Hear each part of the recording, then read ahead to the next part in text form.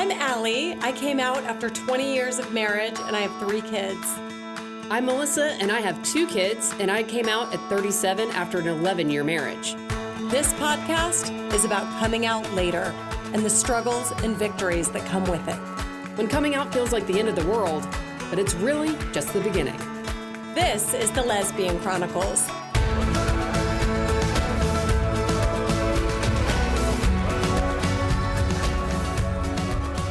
Welcome to the Lesbian Chronicles. Here we are. So lovely to see your face. After 20 minutes of messing with this fucking board to get it to work, I'm now I'm going to consider myself a tech genius. I mean, are we really a tech genius? No, we can't figure out that something is plugged in incorrectly. In any event, how have things been going? Pretty good. Yeah? What's new I know, we over missed there? you last week. I know.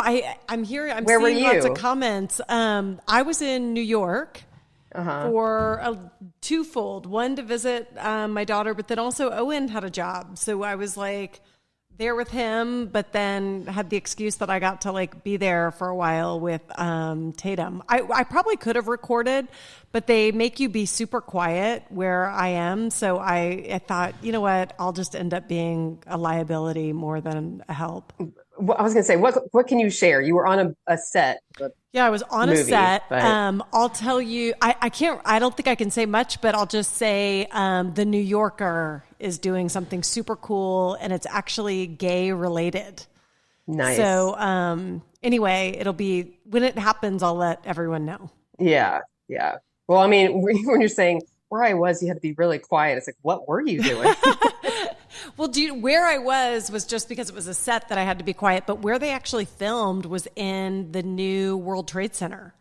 Oh, dude, it is such a beautiful building. Yeah, it's a beautiful, beautiful building. It's like Fort Knox over there, though. Yeah, yes. I've been there twice now to the 9/11 museum. Okay. And have you had a chance to go? We stayed. Our hotel was right there, but we just never had time. Like he was working long days.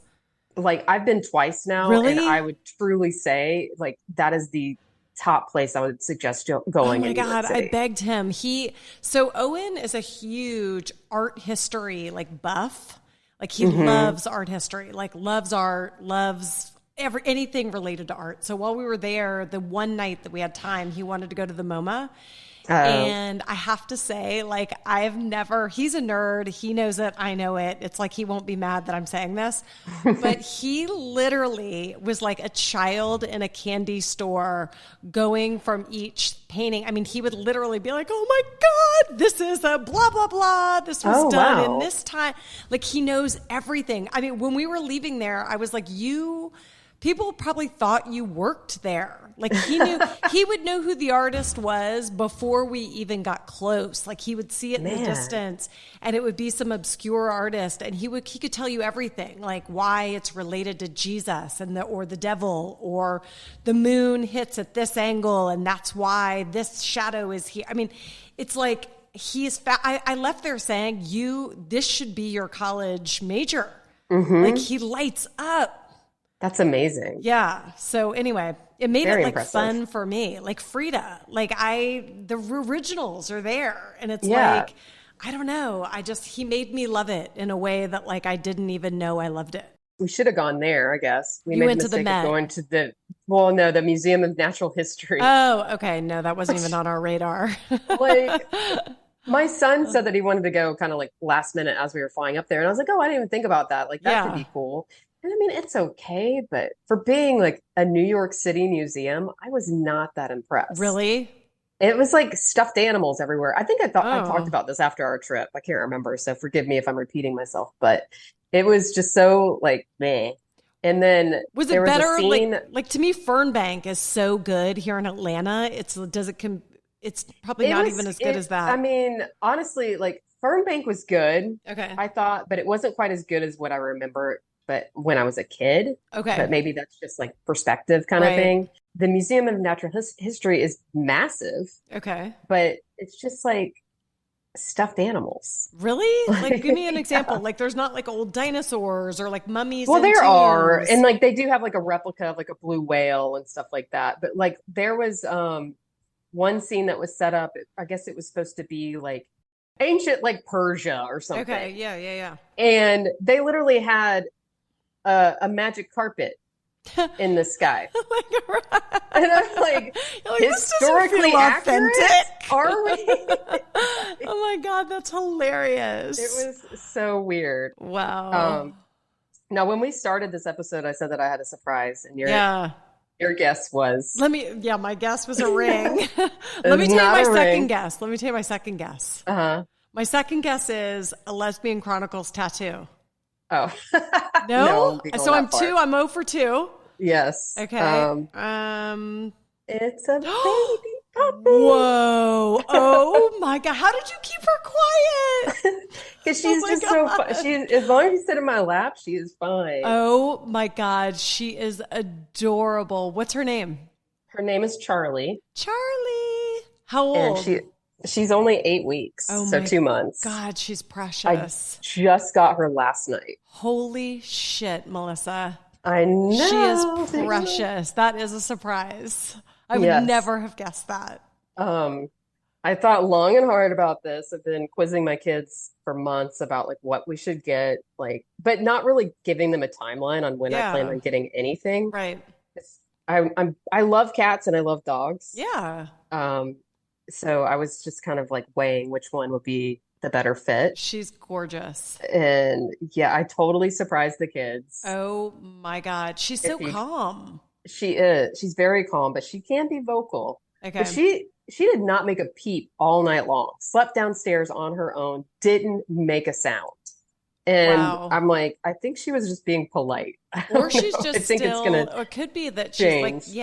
like just scared, it's all new. Yeah, I think she was a little nervous, but yeah, totally surprised the kids. The video's on my Instagram and on my TikTok. Oh my God, I can't anyone wait wants to to watch see. it. That is Kaylin amazing. starts crying. Oh It was my so sweet. That's amazing. I have to tell you, our puppy now is being really hard. So I'm like back in you're about to see. It's some work over there. How old is your puppy now? Well, now she's 8 months, but like we're in like a phase with her that I don't know what the deal is. Like she's back to chewing, back to she gets up. She's like jumps in our bed. Like she's just like back to Is it like hard. a baby with like sleep regression? Maybe. They hit like that 9-month mark and they start staying up all night again. Like I was gone for a chunk of time and Maria had her by herself and she was just like, I am done. Yeah. Because she has a lot of freaking work. I know. That's just it. I'm like, God, what am I in for? No, and like, you're going to be great. I'm ready for puppy boot camp. I'm like, been watching all these videos on like how to house train her the right way and all this stuff. But then at the same time, she's so freaking cute. It's like, how am I gonna You will tell this never dog no? No. So do you just like run her outside when you think she's gonna go? That's what we did. Yeah, I'm trying to go take her out like about every hour Okay. right now. Now, will Marina, except can at you night. bring her when you come down here? She's given me the go ahead. Okay. But she's taken up that nice wool rug in her condo. That is I was she has gonna a say. white wool rug I that would is not lose it. staying for the time being. We have a rug right now being cleaned because of the puppy. So that was smart that you took it up before it became an issue. Yeah. I have a rug in my living room that we took up last night and we gated off that little like the living room area to only allow her in that space. But she's already figured out how to escape. Really? So oh my gosh, she is so cute. Let me see her face so again. Tiny. She's the size of a guinea pig. She is precious. And she looks kind of like Gizmo from the Gremlins. I know, I was going to say, but I didn't want to be offensive. I think she No, totally it's not looks like offensive at Gizmo. all. She I'm totally kind of like, does. maybe I should have named her Gizmo. No, but I like Charlie. we like Charlie. Yeah, she There was is 2 precious. Charlies in her litter. Really? Yeah, there was a boy Charlie. Oh my God, like I live at the dog park and I don't know any Charlies. Really? Yeah. Okay. Well, good. Oh Good. wow. Well, you'll have to bring her when she's bigger to our park. I know. I don't know how big she's going to be. I'm a little worried about that she's just going to be like itty bitty. But then again, I love an itty bitty dog. So. Yeah. Okay. So you can carry her around. You'll be one of those people who has like the dog in the purse. Yes. I'm supposed to meet one of my friends this weekend for dinner in Marietta. And I'm like, I don't know that I can leave her for that long to go to Marietta and have dinner. So I'm like, dog-friendly restaurants. That's Like, hilarious. we need to find one. Yep. Oh my God, I love it so much. Oh. This is the first time I've ever had a puppy too. Really? So yeah, Holy crap. Yeah, you're going to be, you'll see. You'll see. yeah. Every other pet I've gotten from like the shelter or Okay. because someone else couldn't take care of it. Right. Like when they're So older. yeah. So this is my first true puppy Yeah. Well, and the experience. kids will help some. Yeah. Well, and you know what? I decided they're at the perfect age for this. They're Yeah. 8 and 10, and they are old enough to help, and they are also old enough to like truly appreciate How great she this is. time and like Yeah. what this means, Right. like what better thing than for a kid to like experience that, like Totally. getting a pet, all that stuff. That's So, yes. amazing. Well, she's adorable, and I never would have guessed. So a ring or a Lesbian Chronicles tattoo. I know I've been a little tattoo crazy I know. I lately, thought but I maybe am that not. you. I thought you went Les Cron on the No, arm. especially like my toad tattoo on the back of my arm is a Yeah. little. Are you loving it? I do like it. Yeah. But I kind of forget that it's there sometimes, and like Right. people at the gym will be like, "Is that a real tattoo?" And you're like, yeah. I went for it. I still don't have any tattoos. You still don't. No, and Are I you owe ever? one. You know, I I owe was gonna Maria say you one. do owe one. I Yeah. remember. I'm just not there yet. It's not It's the fear of everything. needles, right? It's less just the the fear of permanence needles and or it's more the permanence. yeah. I mean that part Um, is kind of scary, but I'm like I'm 42. I don't have that much longer in my life to oh where I'm God, don't gonna say that. regret it. So Yikes. Do you have the sense now of like the years are just like flying by? yes. Yeah, it's like I Like think back to when like even we were I saw some memory from the party we had at the townhouse when none of us we were all pretty much single. Maybe you weren't, but and like we had just come out and that feels like I don't know, like I just can't believe it. It's already been that many years. I know. And that was like 4 years ago, I think, Yeah, if it I'm was 4 remembering the years right ago. time. But it's been about like 5 years since I started to Me too. realize. Yep. And that to me is just like, fucking what? What? Like, I know. Like where is my life maybe it's going? 6 years. But yeah, I'm like, I don't know if it's like having kids that makes you feel that way or like going through this and like everything seems like it happened so fast kind Yeah. of thing. Right. And then they start like ticking off, like Tatum going to college and then Owen, Hmm. I only have 1 year left with him. It's Yeah. like these like time marks that are like I always thought felt so far away are all like rolling by. Hmm. It really Yeah. freaks me out.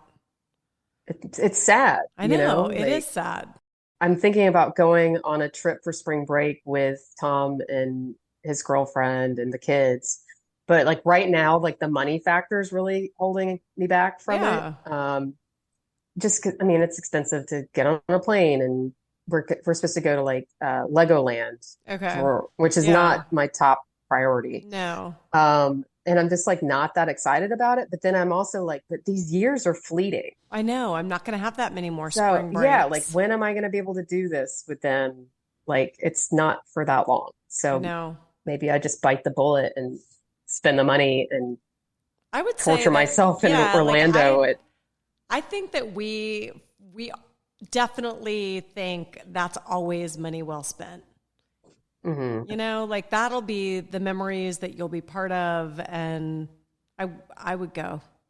Yeah. Legoland does sound awful. And actually Maria is doing a spring break that I chose with our kids that she's like kind of dreading, I think. But Hmm. it's just so simple. So I picked it. But now I'm like, God, so much pressure if she's like miserable the whole time. It's a cruise. But Oh, it's like a huge boat. It's like I don't know. Like I think it's going to be great. I like a cruise. I'm one of those people that just to me it's easy. But she's like, oh God. But I know that every day I'm gonna have this pressure of like Maria has to have fun because I you made got to us make it do fun. this. I know. Does she get motion sick? No. No. I Okay. think Are what you she doesn't. sure? Well, she's been on one before, but she went on like a shitty like young person boat. Like this is a nice cruise, and I I mean, I think went on a nice cruise and I was still like, motion get me the sickness. fuck off this boat by the Okay. end of it. I wonder. I don't. She doesn't think she's motion sickness. I think she's more worried just about all the annoying people. That too. Yeah. And it is, but I Like, think like for the kids, There's going to be a million things to do. I think the other thing she's going to like is that we don't have to make plans for them for like dinner every night. Like, Yeah. this is done. We could have breaks. And there's a lot of stuff for them to do. Yeah. Like a ton of stuff. Is it one with like water slides and all that stuff? Yeah, it's a Royal Caribbean boat, but it's called the Odyssey, and it's like this new ship for them, relatively new ship for them. So it's like massive, fun, like I think there's even like skydiving maybe. See, I wish I liked cruises. I know, because Like, it's easy. You just show up. Yeah. And yeah, there is so much to do and it's all right there. I know. I do want to do like an Alaskan cruise, I do too. but even that makes me like a little nervous about being seasick. I know. But Well, if she hates this, I'm never going to get her to do the Alaska one.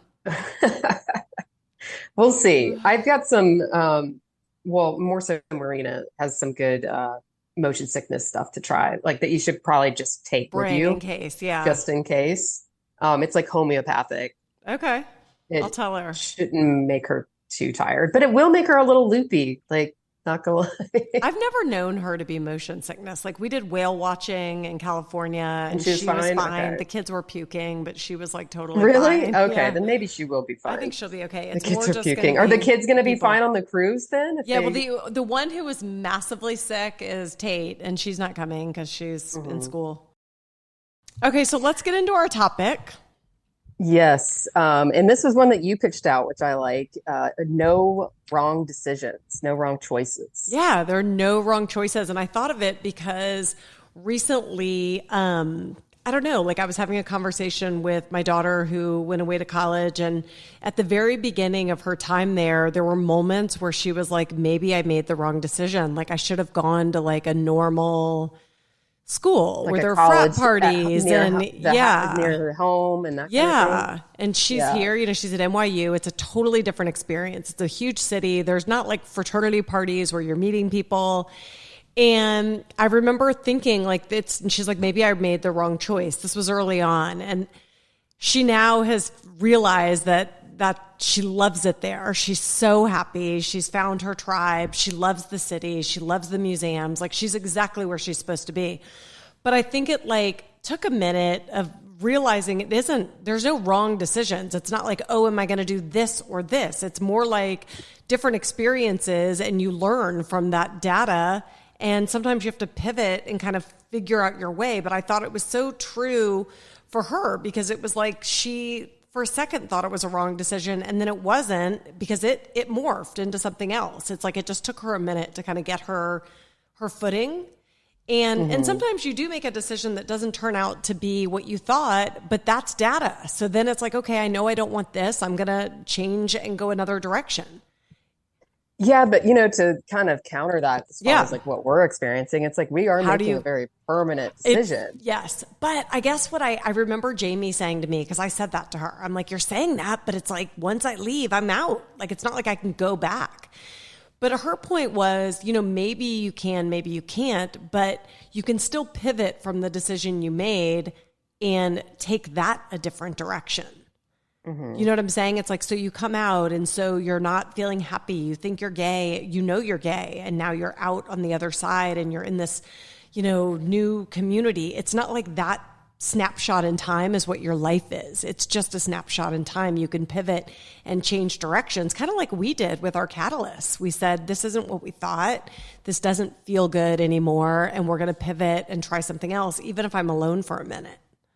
Yeah. And I think that fear too of like making that quote permanent decision comes from that space of like wanting the safety, right? You know, totally. Are you necessarily looking at like the fact that your husband is this person that you think you want to be with your whole life, but you have an interest in women and you want that safety of someone there. Right. And that's what's holding you in that spot. And, you know, like making those kind of decisions, it is scary. And like you're saying with your daughter going to college, like, yeah, like I remember my first year of college, I was like, I don't know, like, did I choose the right place to go? Right. I looked at going to another college out of state. Right. Money was a factor with that choice though. Right. But same thing when like my first job out of college, I hated it. Yeah. Hated it every day. But it slowly got better and I slowly felt better about my decision to be in that spot. And maybe too, it gave you data for the next decision of like, okay, I like this part of this job, not this part. So I'm going to now parlay that into my next thing that's going to be more of what I love. Absolutely. Because I was like, next time I am not working for someone that I don't like. Yeah. You know, I think too, like it's I'm going important. to do a little bit more research next time on who I'm working for. Yeah. It's important too to know that not making a decision is a decision. So it's also like, I think some people talk more about that. Like, what do you mean by that? Yeah, I mean, it applies to really everything. It's like, you know, in our situation, it was like, do I stay in this marriage? Do I stay or do I leave and go, quote unquote, live my truth or live my, you know, I want to go out there and experience what it is to be a gay woman, or do I stay in this safe marriage and just stay and not make the decision to go? But not making the decision to go is also making a decision. And it's a decision about staying in safety, staying in a straight relationship when I'm a gay woman. That too is a decision. It's not a wrong decision, but it's a decision. And so I think it's like you're, you know, by staying put where you are and just going through the motions of everyday life, autopilot, and too scared to leave, that too is a decision. Right. And I guess what you're saying too is like, that's the space that you're in at that time. Totally. And maybe that's what you need, is to stay in that safety a little longer and wait and see what happens next. And maybe you prioritize that's more important to you. You know, maybe that is more important to you than your sexuality in some ways, of like, yeah. And I don't fault people for that. Now I've said it. Now that I'm on the other side, I used to be like, rah, rah, go for it, live, do it. You know, now I'm kind of like, okay, yeah, I don't know that this is for everybody. I don't know that it's, there are some people that I think that the safety, the raising kids together, the being in the same home, the having that constant person is maybe more valuable for them than going out and doing what we did. It wasn't for me. And I know I made the right choice for me, but I'm not totally convinced that that everybody has to do that to be happy. Right. And yeah, we made the choices that we needed to make for ourselves and for our ex-husbands. Because I remember the light bulb going off with my ex of being like, you deserve more. You deserve more than I'm giving you. And him finally seeing that. But also, you know, there are so many other factors at play that we didn't have to deal with. Right. Our guest last week, Pasha, she was great. I don't know if you had a chance to listen to the episode or not, but she has a child with special needs, and that's playing a factor. And like her timeline of leaving, she's come out, she's done all the things. Her husband knows, you know, all these people know. But for the time being, she's still living there, and they're still working on how to raise that child together and to do what's best in that situation. And like, I think that's one of those things that, you know, it is one thing to be like, yes, do this, and, you know, you go for it. But then it's like, okay, well, wait a second. Like, okay, you have other factors. Here is the price of admission. Yeah. And like, I totally get that. But she's found a way in that interim to work around it. You know, I think that she feels great where she is and what she's doing currently. And she knows that like the things that are going to happen for her at their own pace. And maybe too, that's an interesting way. It's like, you know, I always looked at it back, you know, 5-6 years ago that like, okay, you have to leave your marriage. Step 1, step 2, come out, or like you can do that at the same time. But it's like she's doing the reverse. She's kind of going ahead and doing some of that hard work while she's in the safety of this relationship. That's an interesting way to do it that I think maybe people should explore. Yeah, I think there's something to learn from that, you know, that because we all like you're saying, it's like, it looks like this step-by-step process, and it's really not. I mean, I'm thinking about now the guest we had, Allie, who has come out to some of her friends and to her family, I believe, but she's still married, and they're, you know, they haven't made any decisions. They don't know what the future holds. And that's one of those like things that I know I wish I could go back and be like, I wish I could have just slowed down time a little bit, you know, like... Right. It did feel like everything was like on fast forward during that time. And that was, you know, a number of factors, but it would be nice to have that time to like reflect and be like, this is what's happening. And it didn't feel like such a shock to kind of cope with in the years that followed that, you know? That's true. And the feeling of like, it's so fast that did you have time to fully like process it where you don't wake up? Like, I remember briefly feeling like, holy crap, what have I done? What have I done? Like, this is, or like the shock of like waking up and being like, I'm not married anymore. Divorced. Yeah. Like it's like my brain, it took me a long time to kind of like process that. Yeah. Like, because you're so used to one thing. I was with him for 14 years. And then, you know, it's kind of like, okay, when I was a kid, I grew up living in the same exact house, like literally the house that I came home from the hospital on until I was a senior in high school. That's when we moved to a different house. And for years after that, I mean, I'm talking like 10 plus years after that, every time I had a dream, it would take place in that house. Yeah. You know, it's like my subconscious like had not moved. Yeah. And I think that's kind of like what we've dealt with over the past few years is like our subconscious is still like, you're still married, you know, like, remember that guy? Right. Like, but then you wake up and you're like, no, that this thing happened and it's a big thing and it's a big life change. It's a total life change. I remember too, Jamie, like saying to me that, cause I would tell her, like I've said on the show before, like in any given month, in any given 30 days, I have like really strong days. And then I have days where I'm just like, don't feel as good. Like hormonally, I'm sure, I don't know why. But I even like schedule meetings for when I think like if I have something big happening, I try to do it when I know I'm going to be feeling really good, my A game.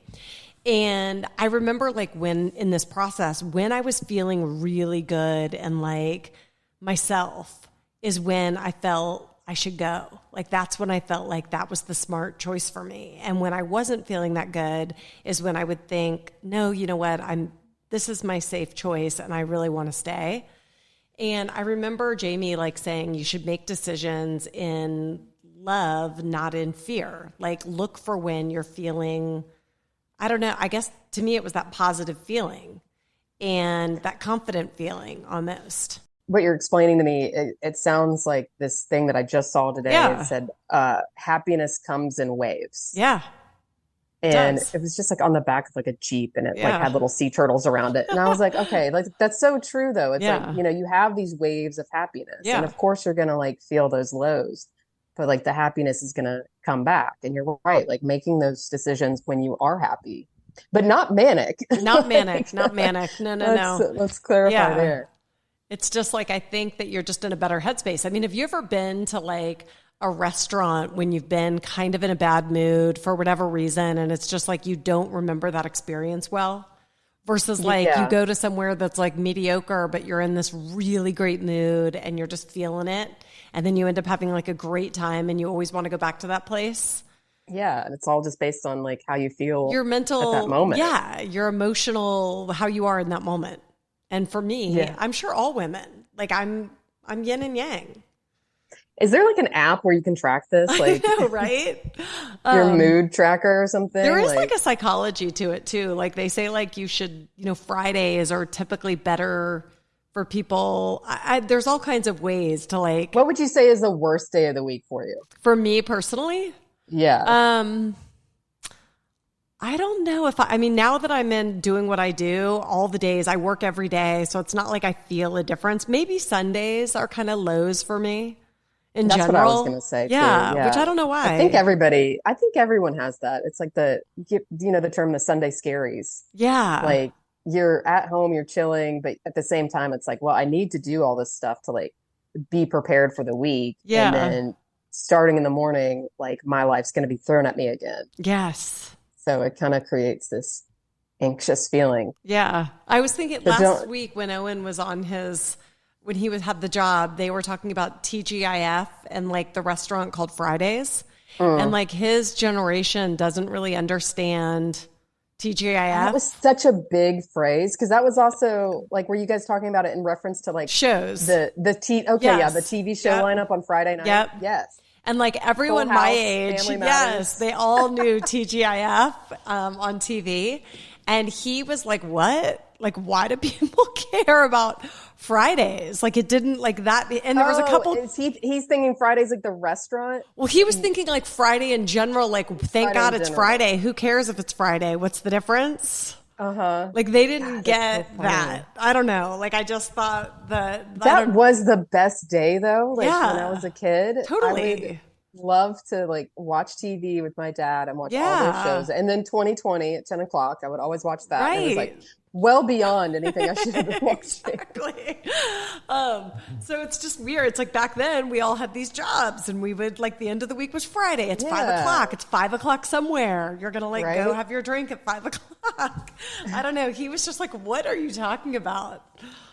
And then he's also like, why do people like the restaurant TGI Fridays to begin with? Exactly. Like, why was that like the height of luxury? It was. I don't know. It's all so weird. But there is a psychology around Fridays and people being in a good mood, and you do like meetings on Fridays because people are more likely to be in a better headspace. Pizza parties on Fridays. Pizza parties, exactly. They used to do that for us every week. I'm like, I'm not 10. Like, I don't care. Well, do you have highs? Like, do you feel like certain times of the day are like better for you? Oh, definitely like evenings and stuff. Yeah. Like, you're getting hyped. For me, I'm not a morning person. I like my brain's just not fully like processing things yet. So I operate better like later in the day. Do you feel like with your partner, you look at her ever and think she's in a bad mood, but it's really just not her time of day? Oh, it's always her time of day. Really? Like, okay. She springs out of bed like a church mouse, like ready to go. And ring the bell for church to start at 5 a.m. The same is true at night for her? Yeah. Well, no, I won't say that actually. She does get pretty like low-key at night, like wants to go to bed at 9. Like we'll be watching TV and I'm literally like leaning over, like looking to see if her eyes are still open. Yeah, that's what I have to do with Maria. She's like out cold. Yeah, I'm like, do we have to keep watching Perfect Match? Or I get pissed. I get literally pissed. Like Succession. She's like sleeping when the main dude's on trial, and I'm literally like screaming at her, like, you're ruining this for me. Wake up. You're gonna have to give a recap now. Exactly. She fell asleep. Yeah. So making decisions when you're in that better headspace. Make your decisions on Fridays. But it is true. Like, didn't you feel like when you were thinking about leaving or staying, it was like I was scared to leave. I was hopeful and excited if I could, but I was scared. It was fear of that unknown or like what it was going to look like. But then also like a little taste of excitement of like, you know, what could it be? Yeah, that excitement for sure. I do remember feeling that. I think though, if I really think back at that time, like what I was worried the most about was just like being on my own financially. Yeah. Like that to me was really scary. For sure. And that hasn't quite gone away. Yeah. Especially now that I have a house and there's all this other shit that comes with having a house, like lawn care and pest control. Like there's literally like 10 fire ant piles that popped up in my backyard overnight. Yeah. And it's going to be $100 a month to like have all that outside pest control taken care of. And I'm just like, fuck. Yeah. No one tells you this part, you know? Yeah, I would have, but yeah. Budget $100 a month for, I don't know. For some reason I move in a house. I'm like, those fire ants, they won't bother me. Well, could you ever just, bother me. I know, I'm a bug. Like I can't stand bugs. In fact, Reed just called me and was like so proud of himself for killing a bug on his own.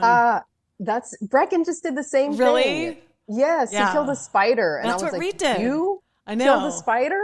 I know. Like he's the one that screams like top of his lungs if he sees a bug in the house. Right. So what he's afraid else, of like, ladybugs. Do you feel like too that like sometimes I look back and I think about when we had all this hope, and I remember the time that we all went out, and I might have told this story, I'm sure I did on the podcast, where we got all ready and we were like looking like $1 million.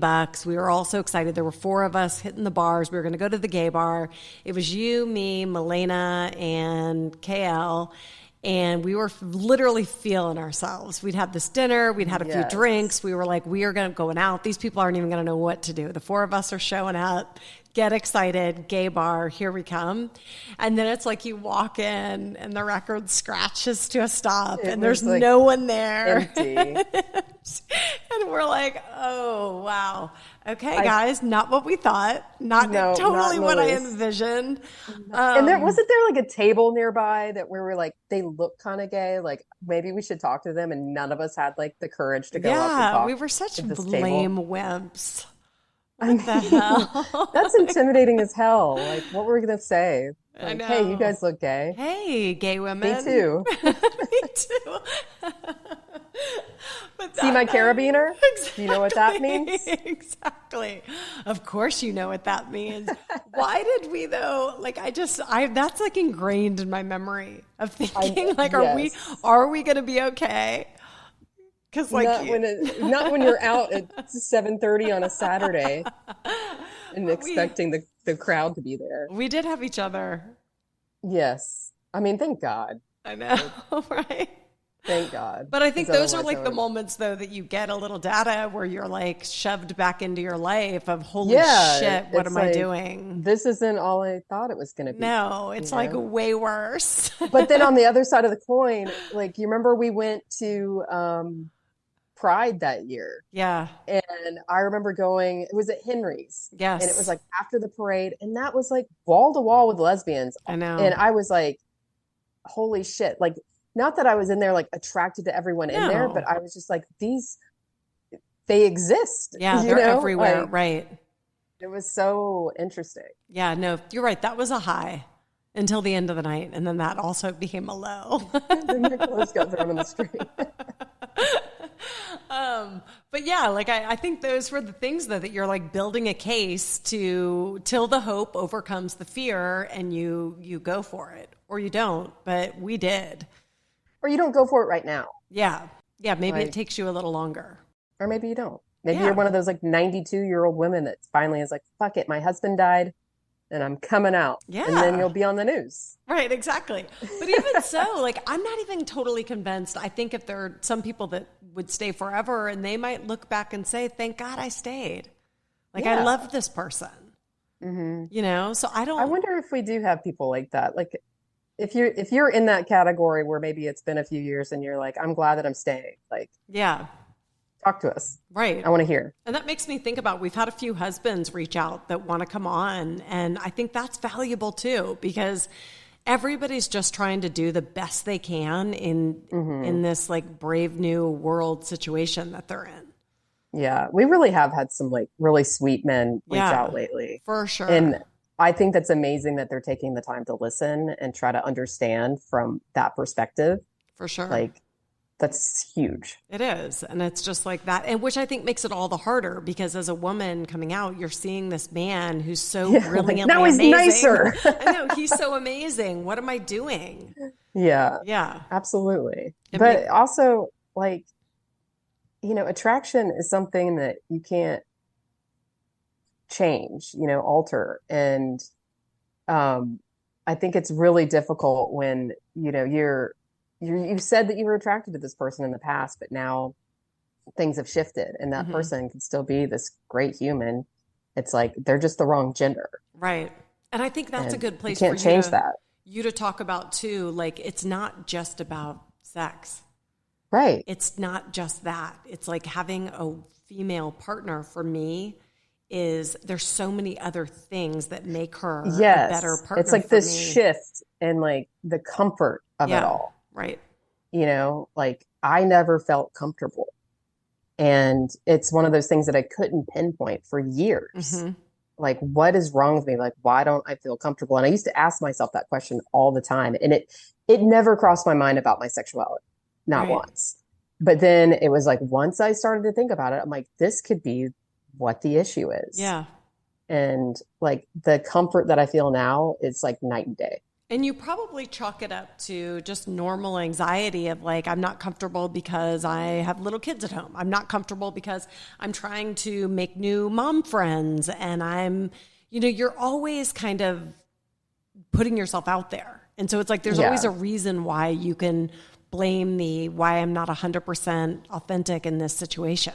And so it lets you go on and on and on. I think it's really true. But I think the bigger message is that there is no wrong decision. So if, you are contemplating, do I do choice A or choice B? There's not like you're going to do choice B and it's, oh God, you've screwed up everything because now you left A behind and now it's over. Your life is ruined. It doesn't work that way. No one's life's getting ruined. Yeah. You can unless always you're pivot. Alec Murdaugh. Oh God. I know. I can't, I literally, I'm so obsessed. I know. All right. Let me ask you this today. We'll have a whole other podcast about Alec Murdaugh at another time. Exactly. It's probably a good place for us to wrap up. I agree, because you and I would probably go into another hour if we. That'll be our next crime podcast. We're going to shift to crime podcast. Exactly. After this. All right. Take care. All right. See you again. Bye-bye.